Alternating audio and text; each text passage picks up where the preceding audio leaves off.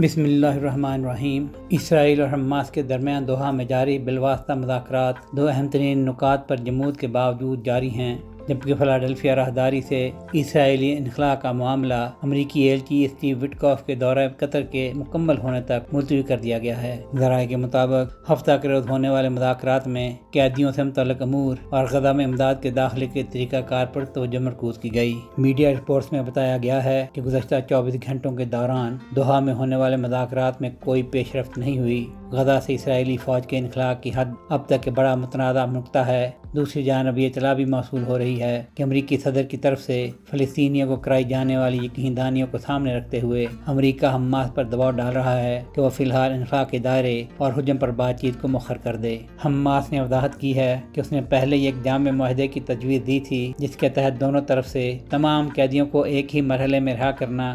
جنگ کا مستقل خاتمہ، اسرائیلی فوج کا مکمل انخلاء، امدادی سامان کی آزادانہ فراہمی اور اسرائیل کے دوبارہ جنگ نہ چھیڑنے کے ضمانت شامل تھے، مگر اسرائیلی وزیر اعظم نتنیاہو نے اس پیشکش کو رد کر دیا تھا اور اب بھی وہ مختلف رکاوٹیں کھڑی کر رہے ہیں۔ دوسری جانب نتنیاہو نے گزشتہ شب واشنگٹن میں یرغمالی اسرائیلیوں کے اہل خانہ سے ملاقات کے دوران کہا کہ ہم غزہ میں جنگ بندی کے 60 دنوں کے بعد مکمل جنگ ختم کرنا چاہتے ہیں، جبکہ 60 دن کی جنگ بندی کے دوران میں تمام زیر حراست افراد کو واپس لانے کی ہر ممکن کوشش کر رہا ہوں، مگر ساتھ ہی اسرائیلی وزیر اعظم نے یہ بھی واضح کر دیا کہ وہ حماس کو غزہ میں رہنے کی اجازت نہیں دیں گے اور اس مسئلے پر کوئی سمجھوتا نہیں کریں گے۔ انہوں نے کہا کہ حماس کے ساتھ ایک جامع معاہدہ کرنا ناممکن ہے، تاہم پہلے 8 زیر حراست افراد کی رہائی اور آخری 2 کو وٹکوف منصوبے کے تحت رہا کرنے کے درمیان ہم جنگ کو ختم کرنے پر کام کریں گے۔ دریں اثنا یورپی یونین نے اعلان کیا ہے کہ اسرائیل نے غزہ میں انسانی صورتحال بہتر بنانے کے لیے اہم اقدامات پر آمادگی ظاہر کی ہے، جن میں یومیہ امدادی ٹرکوں کی تعداد میں بڑا اضافہ،